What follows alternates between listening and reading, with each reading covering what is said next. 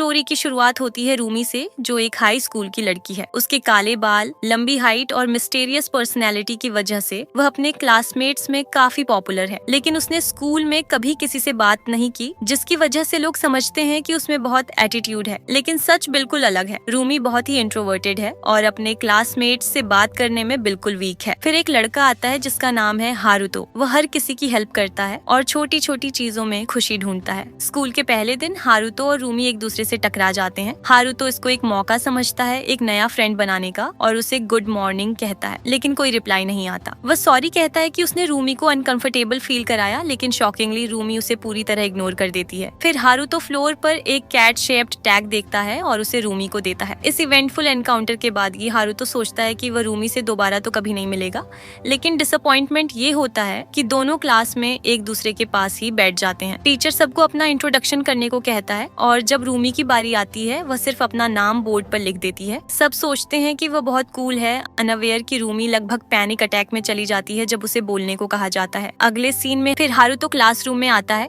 वह सुनता है कि रूमी चुपके से म्याऊ बोल रही है। तब हारुतो फाइनली समझता है कि वह असल में बोल सकती है और कहता है कि कुछ और बोल के दिखाओ। रूमी उसे टैग दिखाती है और बाऊ कर देती है। हारुतो समझ जाता है कि वह मॉर्निंग में टैग पिक करने के लिए उसका शुक्रिया कह रही थी। वह यह भी नोटिस करता है कि रूमी को कम्युनिकेट करना मुश्किल लगता है और पूछता है क्या वह लिखकर बात कर सकते हैं। रूमी एग्री कर लेती है और लिखती है कि वह हमेशा फ्रेंड्स बनाना चाहती थी, लेकिन एंग्जाइटी की वजह से नहीं कर पाई। वह उदास होती है कि वह बाकी बच्चों की तरह नॉर्मल नहीं है, लेकिन हारुतो उसे कहता है कि सबको नए लोगों से बात करते वक्त एंग्जाइटी होती है, जिससे वह थोड़ा रिलैक्स फील करती है। कन्वर्सेशन आगे बढ़ती है और वह काफी देर तक अलग अलग चीजों पर बात करते हैं। आखिर में हारुतो पूछता है कि उसका बिगेस्ट ड्रीम क्या है और रूमी कहती है कि वह ग्रेजुएशन से पहले 100 फ्रेंड्स बनाना चाहती है। हारुतो डिक्लेयर करता है कि वह उसका पहला फ्रेंड है जो रूमी का दिल मेल्ट कर देता है।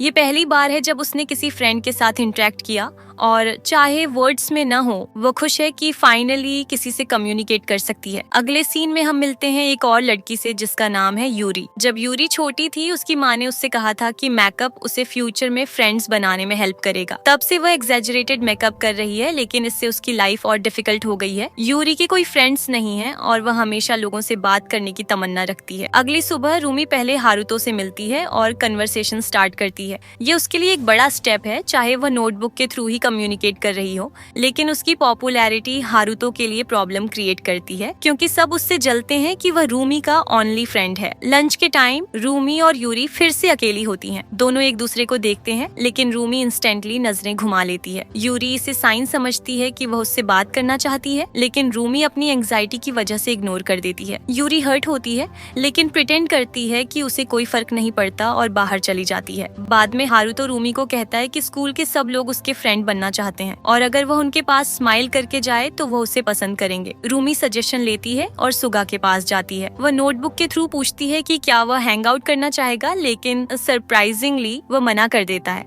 और कहता है कि वह कभी फ्रेंड नहीं बन सकते। हारुतो ये देखकर पूछता है कि उसने रूमी के साथ इतना रूड क्यों बिहेव किया। पता चलता है कि सुगा को रूमी पसंद नहीं है। जो भी रीजन हो, ये रिजेक्शन रूमी को बहुत हर्ट करता है। हारुतो रूफटॉप पर उससे मिलता है और चीयर अप करने की कोशिश करता है। वह कहता है कि अगली बार रूमी को पहले किसी के लिए नाइस जेस्चर करना चाहिए, सीधा फ्रेंड बनने के लिए नहीं पूछना चाहिए। रिसेस के टाइम यूरी हॉलवे से वॉक कर रही होती है जब लोग उसके मेकअप और हेयर का मजाक उड़ाते हैं। वह सोचती है कि लोग उसका मजाक उसके कम मेकअप की वजह से उड़ाते हैं। अचानक उसका स्टमक हर्ट करता है और उसे बैठना पड़ता है ताकि वह वॉमिट ना करे। हारुतो उसे देखकर हेल्प के लिए दौड़ता है। वैसे ही रूमी भी उसकी हेल्प करती है और नर्स के रूम तक ले जाती है। दोनों कुछ टाइम के लिए साइलेंस में बैठते हैं। यूरी रूमी से सॉरी कहती है कि उसकी वजह से उन्हें प्रॉब्लम हुई। वो बताती है कि वो हमेशा चाहती थी कि सब लोग उसे पसंद करें, लेकिन अभी तक सक्सेसफुल नहीं हुई। जब रूमी को पता चलता है कि यूरी भी फ्रेंड चाहती है, वह उससे फ्रेंडशिप के लिए पूछती है। यूरी लगभग बिलीव नहीं कर पाती कि रूमी उसकी फ्रेंड बनने के लिए पूछ रही है। उसकी आंखों में आंसू आ जाते हैं और वह प्रपोजल एक्सेप्ट कर लेती है। हारुतो थोड़ी देर बाद आता है और दोनों को साथ देखकर बहुत खुश होता है। अगली सुबह रूमी अपना पहला फोन खरीदती है और प्रॉपर्ली यूज करना स्टार्ट करती है। वह नर्वस होकर हारुतो से उसका नंबर मांगती है और वह फोन में सेव कर देता है। वापस घर जाते वक्त रूमी खुशी से भरी होती है। वह हारुतो का नंबर देखकर एक्सीडेंटली कॉल कर देती है। जब वह पिक करता है, वह पैनिक हो जाती है और प्रिटेंड करती है कि ऑटोमेटेड वॉइस मैसेज है। हारुतो समझ जाता है कि वही बोल रही थी और शॉक्ड होता है पहली बार उसकी वॉइस सुनकर। रूमी क्विकली कॉल एंड कर देती है और टेक्स्ट करके अपॉलॉजी मैसेज भेजती है कि गलत टाइम पर कॉल कर दिया। बाथरूम में यूरी पहले से ज्यादा मेकअप करती है अपने नए फ्रेंड्स के साथ फिट इन करने के लिए, लेकिन इससे लोग उसका और ज्यादा मजाक उड़ाते हैं। हारुतो और रूमी इतने नाइस हैं कि वह उसे नहीं बताते कि ये ज्यादा हो गया है। कन्वर्सेशन के बीच यूरी बताती है कि क्लासमेट्स उसको अजीब नजरों से देखते हैं। हारुतो केयरफुली कहता है कि उसे ट्राई करना चाहिए कि वह अपना नेचुरल फेस दिखाए। रूमी भी एग्री करती है और यूरी अपना मेकअप हटा देती है। उसका नेचुरल फेस इतना ब्यूटीफुल होता है, सब लोग देखकर हैरान हो जाते हैं। हारुतो और रूमी उसकी ब्यूटी की तारीफ करते हैं और यूरी कॉन्फिडेंट फील करती है। बाद में रिसेस में हारुतो को नोटिस बोर्ड पर बुलाया जाता है। क्लास के स्टूडेंट्स ने एक सोशल स्टेटस पिरामिड बनाया है जिसमें रूमी टॉप पर है और हारुतो बॉटम पर। लोग खुश नहीं होते कि एक एवरेज लड़का उसका फ्रेंड बन गया, जबकि वह किसी और से बात भी नहीं करती। रूमी अपने लिए स्टैंड लेती है और कहती है कि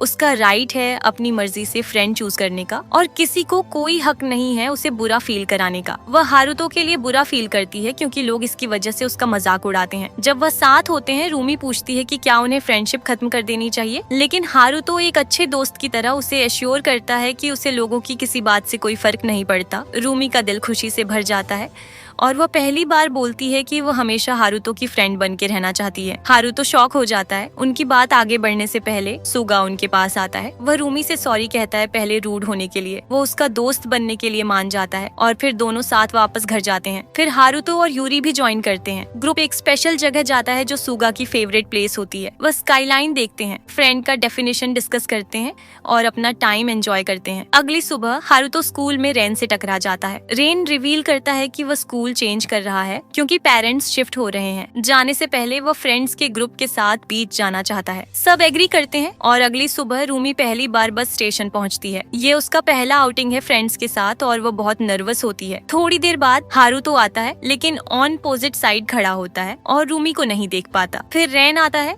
और हारुतो को दूर से देखता है और खुश होता है कि वह हैंडसम लग रहा है। लास्टली यूरी आती है और सबको अलग अलग जगह पर देखती है। कंफ्यूज होकर वह सुगा को कॉल करती है और पता चलता है कि वह प्लान ही भूल गया। अपॉलॉजी के लिए सुगा ने रेंटल बस का पैसा दिया ताकि सब एंजॉय कर सकें। नेक्स्ट सीन में वो बीच जा रहे होते हैं। बस में सब कन्फाइंड होते हैं और कोई बात नहीं करता, जो राइड को ऑकवर्ड बनाता है। मूड अच्छा करने के लिए हारुतो वर्ड गेम सजेस्ट करता है जो डेस्टिनेशन तक कंटिन्यू रहता है। बीच पहुंचकर वह वॉलीबॉल खेलते हैं और ट्रिप एंजॉय करते हैं। सिर्फ तब रुकते हैं जब रूमी हर्ट हो जाती है। बाद में ग्रुप बैठकर बात करता है। रेन रिवील करता है कि वह मलेशिया जा रहा है और शायद दोबारा न मिल पाए। फ्यूचर का सोचकर उसकी आंखों में आंसू आ जाते हैं, लेकिन ग्रुप उसे चीयर अप करता है। वह उसे गुड लक विश करते हैं और प्रॉमिस करते हैं कि ऑनलाइन टच में रहेंगे। 3 वीक बीत चुके हैं और रेन मलेशिया शिफ्ट हो चुका होता है। एक दिन यूरी घर जा रही होती है, तभी 2 लोकल गुंडे उसे छेड़ते हैं। सिचुएशन टेंस हो जाती है, लेकिन तभी हारुतो एंटर करता है। वह सिचुएशन को हैंडल करता है और यूरी का फेक बॉयफ्रेंड बनकर उन लोगों को भगा देता है। दोनों साथ घर जाते हैं और ये सब देखकर रूमी के दिल में जलन शुरू हो जाती है। नेक्स्ट डे यूरी और रूमी अकेली होती हैं। यूरी कैजुअली पूछ लेती है क्या रूमी किसी को पसंद करती है। रूमी आंसर देने ही वाली होती है कि तभी हारुतो यूरी को बुला लेता है और ये मोमेंट रूमी के लिए और ऑकवर्ड बन जाता है। लंच ब्रेक में फाइनली रूमी हिम्मत करके यूरी से पूछती है कैसे पता चलता है कि आप किसी को पसंद करते हो। यूरी एक्साइटेड हो जाती है क्योंकि पहली बार वो अपनी बेस्ट फ्रेंड से लव के बारे में बात कर रही होती है। वह कहती है जब तुम किसी को पसंद करते हो तो दिल में एक अजीब सी फीलिंग होती है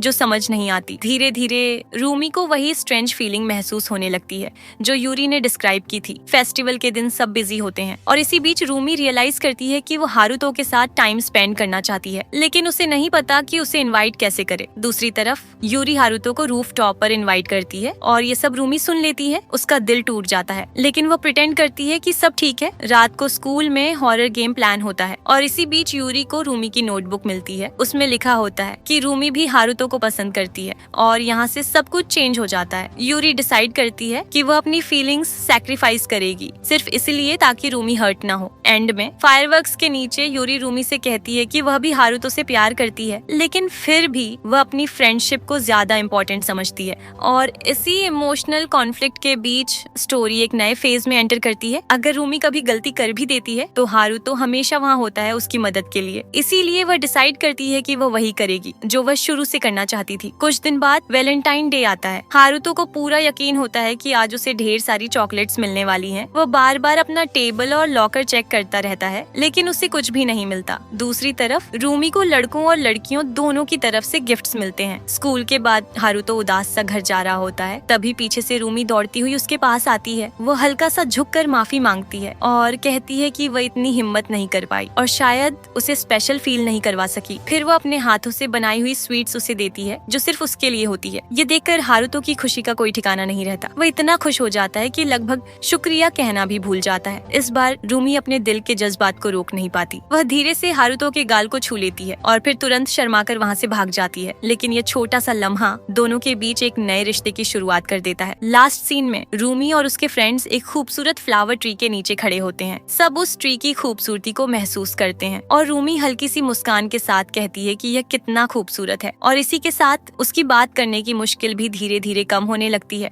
जैसे उसकी जिंदगी भी अब पहले से ज्यादा खूबसूरत हो गई हो। और इसी के साथ स्टोरी खत्म हो जाती है।